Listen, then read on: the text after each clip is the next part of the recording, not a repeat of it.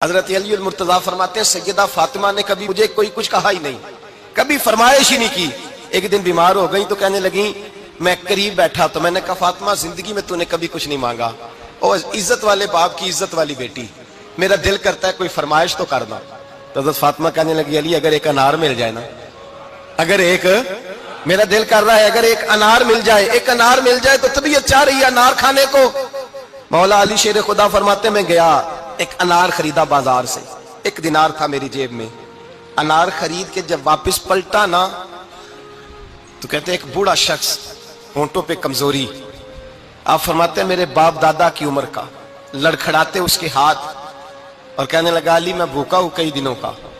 حضرت علی فرماتے ہیں میرے پاس وہ 1 ہی دینار تھا جس کا انار آ گیا،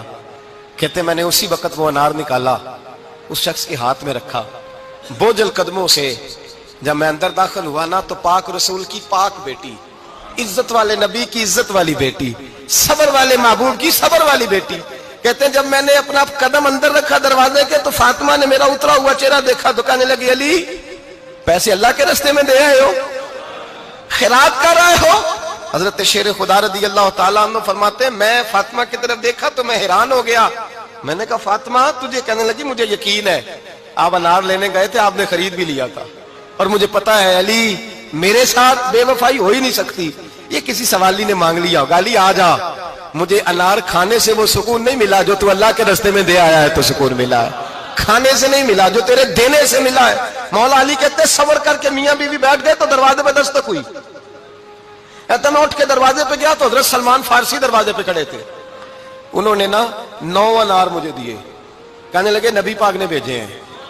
یہ 9 انار ہے نبی پاک نے بھیجے ہیں۔ تو حضرت علی شیر خدا فرمانے لگے ہمارے نہیں کسی اور کے ہیں، ہمارے نہیں کسی پڑوسی کے ہیں، دائیں بائیں دیکھ لے، کہنے لگے نہیں تمہارے ہی ہیں، فرمانے لگے نہیں میرے ہوتے تو 10 ہوتے،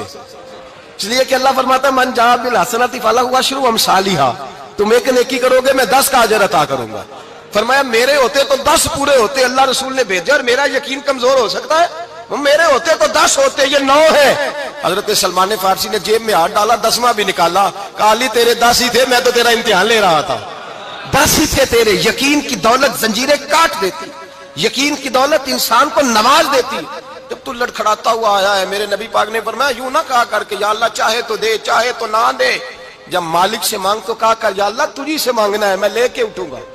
تو مجھے دے گا۔ فرمایا جتنا تیرا یقین کامل ہوگا اتنا ہی اللہ تجھے جھولی بھر کے عطا فرمائے گا۔